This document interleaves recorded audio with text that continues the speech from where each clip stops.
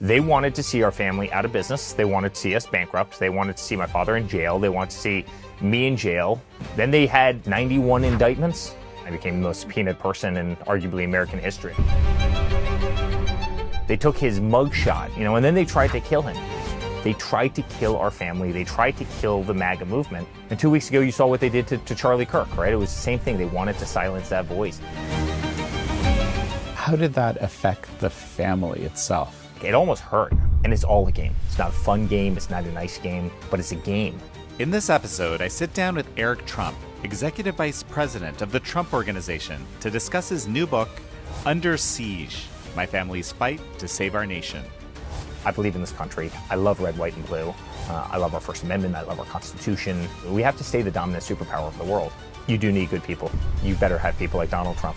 They can't silence us the way they thought they could silence us. They thought they could just remove his voice with, a $1 bullet. They were wrong. Do you have any aspirations for political office? This is American Thought Leaders, and I'm Yanya Kellick. Eric Trump, so good to have you back on American Thought Leaders. It's great to be here, guys. So your new book, Under Siege, let's dive right in. Your family has been under siege for some time. This is something that's very prominent in the book. What about yourself? What is your kind of key moment when you realized things had changed irrevocably? Yeah.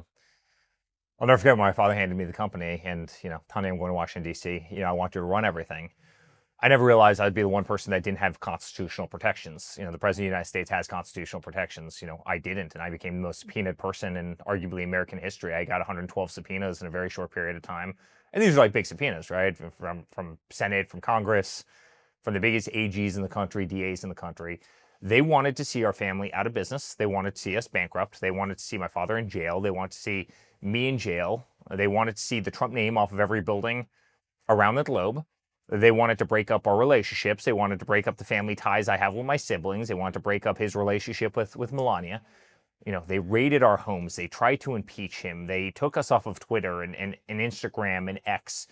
They weaponized the DOJ. They spied on his campaign. They made up the Russia hoax. They made up the Russia collusion. They made up their dirty dossiers. They took him off the ballot in Colorado. Then they took him off the ballot in Maine.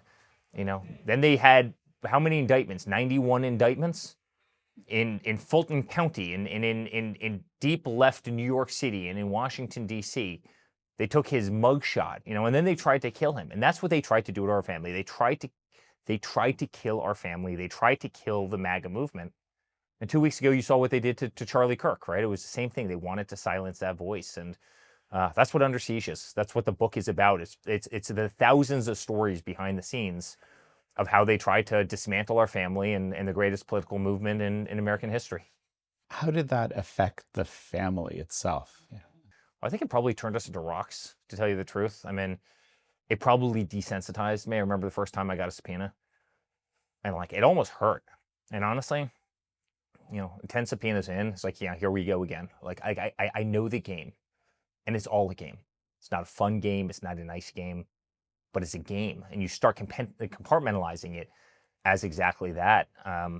It's evil. You have sick people on the other side. You have people who wanted to destroy this country. You had people who wanted to destroy a man just because he had differences of opinions. First, they tried to laugh at him, mock him. You remember that from the White House Correspondents' Dinner and so many others. And, then they tried to silence him, right? They, again, stripped him off of social media. Boko Haram, the Ayatollah, the Taliban, Hezbollah, they all had Twitter accounts. But guess who couldn't? If the 45th president of the United States, he couldn't have a Facebook account. They were writing my wife letters. If you talk about Donald Trump, on YouTube, we're going to throw you off. And then they exerted physical violence on him after they couldn't get him with legal lawfare. And it was a crazy battle. And it's a crazy battle. And it's a battle that we won against all odds. And again, it's really what the book Under Siege is about. Can you tell me about one kind of instance where it just seemed very, very dark? Maybe that you chronicle in the book that's memorable. I sat next to him every day in the trials in New York. And I remember they stood up and read 34 indictments, which were just bogus. the judge was corrupt. His daughter worked for the other side. He was gagged. I was the only person who wasn't gagged. So I was on the steps of the courthouse every day yelling and screaming about how rigged the whole trial was. And I remember after 34 felony convictions, he turned around, shook my hand. We walked out together. We hopped in the car, and we were actually going to a fundraiser. We were in court by day. We were fundraising by night. We were, campaigning by night.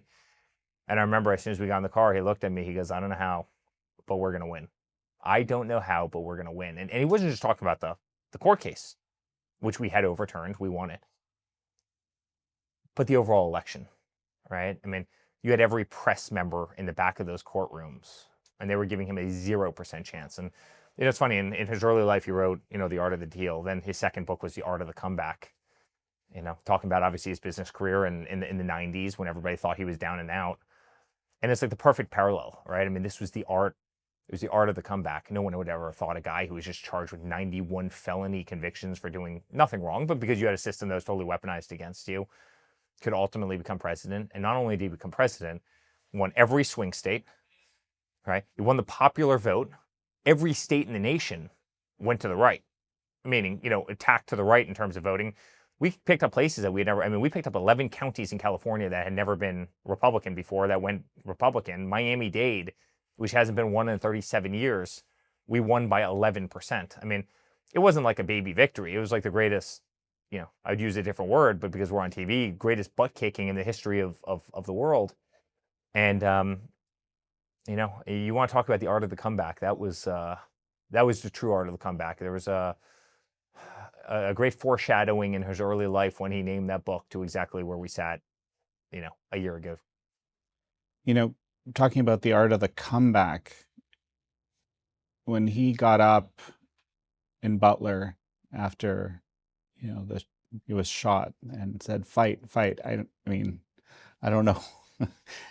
It's very difficult to describe. Tell me about that time, about your experience of that from the outside. So I took a lot of heat about 6 weeks before Butler. I said, listen, I wouldn't be surprised if they tried to inflict bodily harm. They tried everything, right? First, they tried to laugh at him. Ha ha ha! He can never make it. He's not a serious guy. I remember Obama was saying he's not a serious. This is coming from a guy who was a community organizer. Give me a break. Like, he never built anything in his life, and he's saying that Donald Trump isn't a serious guy. And and then obviously they tried to silence him, and then all the lawfare wasn't working. And I said, listen, the next logical course of events is violence. That's what they do. When they lose the narrative, they resort to violence. I mean, that's what happened to Charlie Kirk. And I called it right. I called it right. And I called on Hannity, and I got absolutely shelled. Everybody, well, he's an alarmist. And then sure enough, obviously 6 weeks later, Butler. And then, 2 months after that, what happened at the golf course. And, about a year after that was obviously what happened to our good friend. But no, there's difficult times when you lose the narrative, resort to violence. And that's exactly what the left has been willing to do. And it's crazy. It's crazy the times that we live in. And never did I think that the country would get to this point. At the same time, I can tell you universally, people are sick and tired of the games and nonsense, and they're all seeing it. And I think that's why you've had the mass exodus from the Democratic Party in this country. I think it's why in a 4-year period of time, you turned every college kid in this nation from, having been indoctrinated by every teacher and tenured professor and been taught revisionist history, and to literally, solidly being in our camp. And the pendulum has swung in ways that I think most people in most countries probably can't even comprehend. And, I'm very proud to have played a big part in that. How big an impact do you think what happened in Butler had on 2024, on the election? Massive. When I saw the hand in the air, I thought to myself, hey, we just won the election, right? Like, people aren't going to stand for this.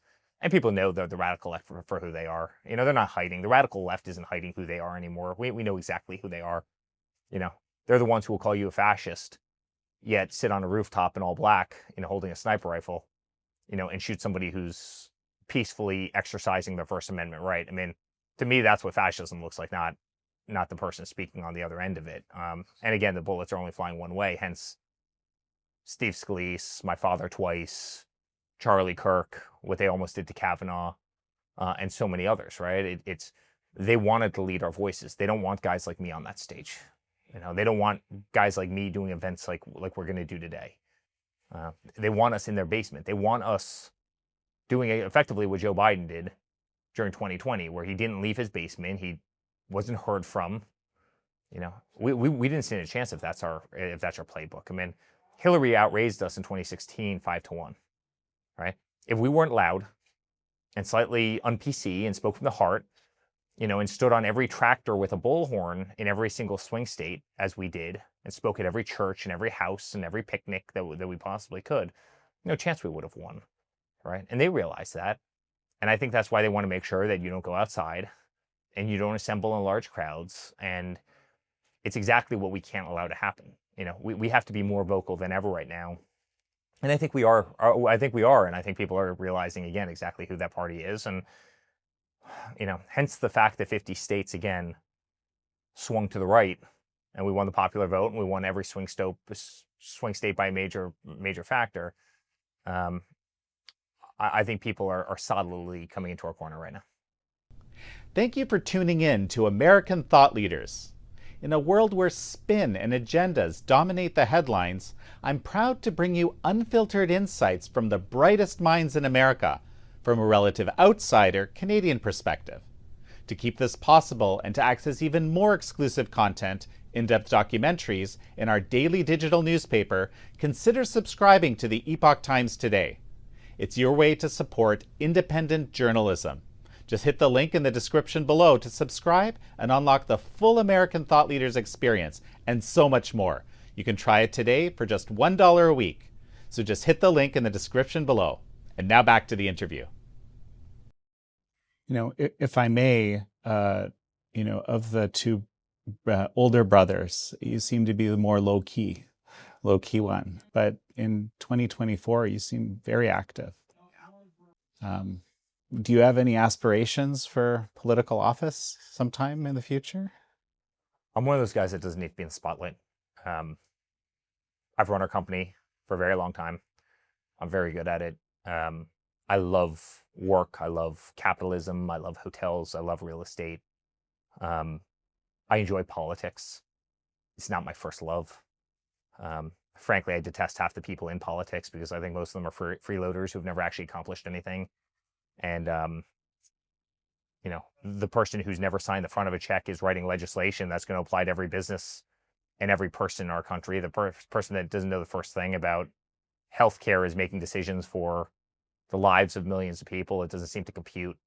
You see all these, 20-year-old kids who get into politics, i.e. Joe Biden, and they're in politics for 50 years and then they become president, and you wonder why our country is totally dysfunctional, under their leadership when they've never seen an outside perspective. Their entire lives have been dependent on checks from the government for making yes/no votes, right?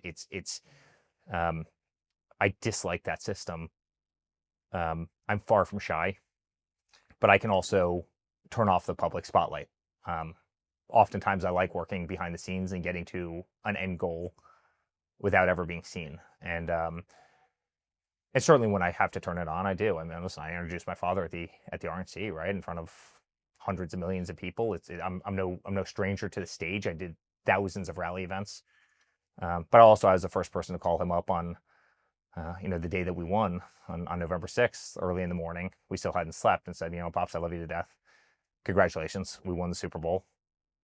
It's been the greatest honor of my life to stand on the stage. But I'm going to get back to our company. I'm going to get back to work. There's no more plays for me to run. There's no more events for me to do. You got the big W. The country's in great hands. The business will be in great hands. You go do what you do best, and I'll go do what I do best. And in instances like that, I'm happy to turn it off and go back into the shadows. And I enjoy being able to do that. Mm. So I'll share something briefly. Like, I had people call me up prior to 2024 and, ask that question, hey, people want me to run. And I bet there's people who have told you that as well. And my response was, we need people who are consequential, who know what's what, and who probably don't like politics very much. So how do you respond? I'm not asking you to run, but my question is, is that something you would consider? Yeah, I mean, listen, I don't rule anything out in the world, and the ecosystem is beautiful. And I think what I'm learning, I mean, I certainly learned this first time, but we were truly under siege first time. I think the second time it's like I'm watching my father make transformational change. I mean, look, military recruitment under Biden was the worst it's ever been in the history of our nation. 1 month later, like everybody was applying. Everybody wanted to be in the United States military. There was patriotism again.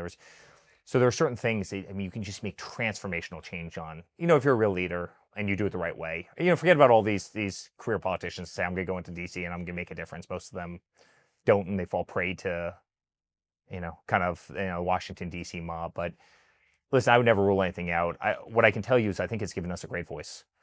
I think we've all developed a great voice. We had a voice from the business world, and we had a voice from the #1 reality TV show. I was on The Apprentice for 7 years. We had some confidence, we had some backbone, and then all of a sudden we got into politics, and I think we developed a real voice and a real comfort on that stage, and real backbone, right? I mean, this stuff requires real backbone as they try and literally and figuratively kill you in every aspect of your soul and your company and your family and your marriage and everything else. And so I think it armored us in a unique way, and I think I could do it. I think I could do it but the question is, do you want to?